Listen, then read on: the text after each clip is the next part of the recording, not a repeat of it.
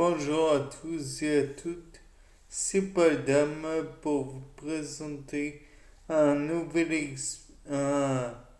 nouveau sapin en sucette avec pour objet l'expérience. Donc aujourd'hui, je voudrais faire d'un côté euh, une expérience sur l'interféron, mais interférons sur prokaryotes et de l'autre interférons sur eucaryotes. Donc commençons. L'interféron agit sur P53.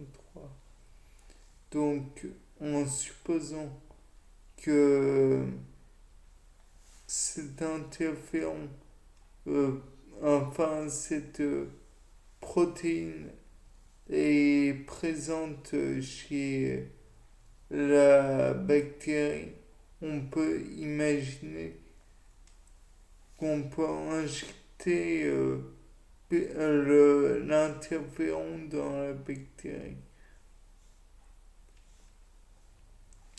Celui-ci est censé comment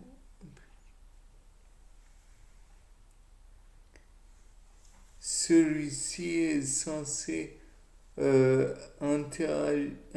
agir sur la protéine P53.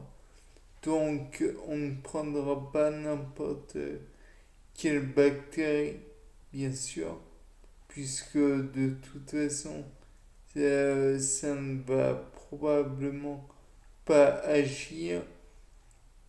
En revanche, si l'on prend une cellule eucaryote, telle une cellule par exemple du derme, on devra donc voir deux cas de figure.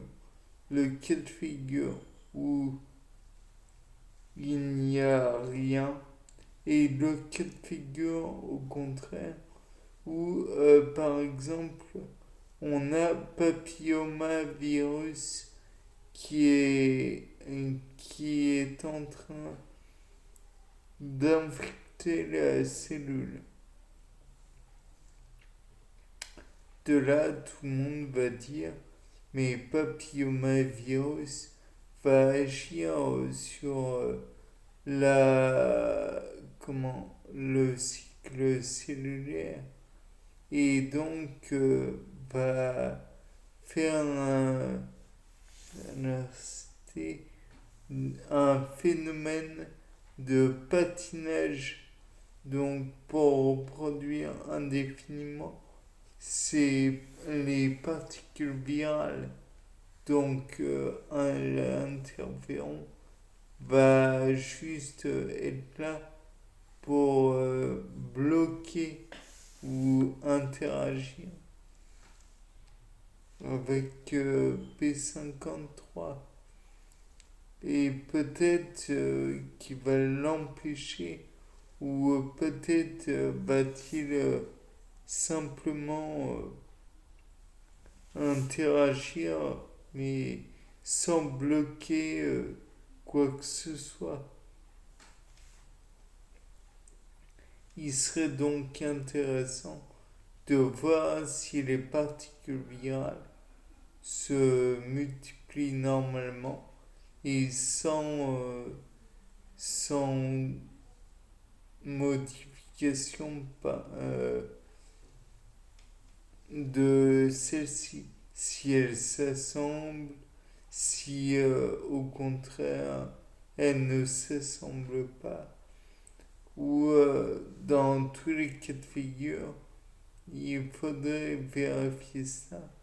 Et je vous propose de prélever des particules virales normales et de les injecter à un animal. Ces particules virales normales, n'ayant pas un pouvoir pathogène, on pourra en retirer un sérum, oui, un sérum que l'animal va produire contenant des anticorps et on va donc les mettre à centrifuger pour séparer les anticorps du reste du fluide. Puis, d'ailleurs, j'aurais pas dû dire sérum, mais simplement plasma.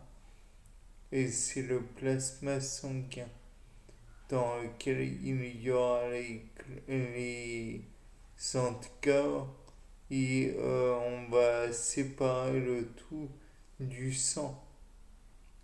Donc par la suite, on va retirer tout sauf le plasma. Le plasma va ensuite être séparé selon la comment mince, le gradient électro. Enfin bref, il va migrer en fonction de la charge sur un banc d'électrophorèse pour finalement que l'on ait d'une part les anticorps, d'autre part les substances qui ne nous intéressent pas. Par la suite, ces anticorps vont être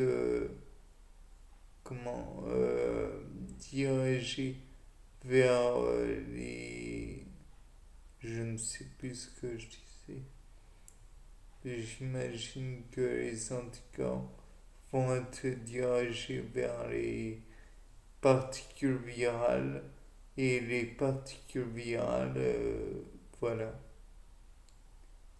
Bien, sinon, on va devoir les utiliser de façon efficace.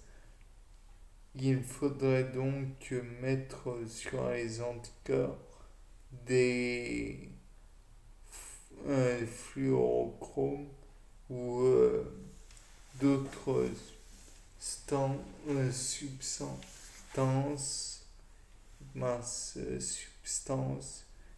peut-être radioactives et faire la méthode RIA avec des immunoglobulines qui sont radioactives. Sinon, je ne vois pas quoi d'autre. Mais j'imagine que si on laisse agir les anticorps, ils vont se fixer directement sur les particules virales et ne laisser rien de plus que ne pas les laisser. Donc on pourra retirer ce qui est inutile.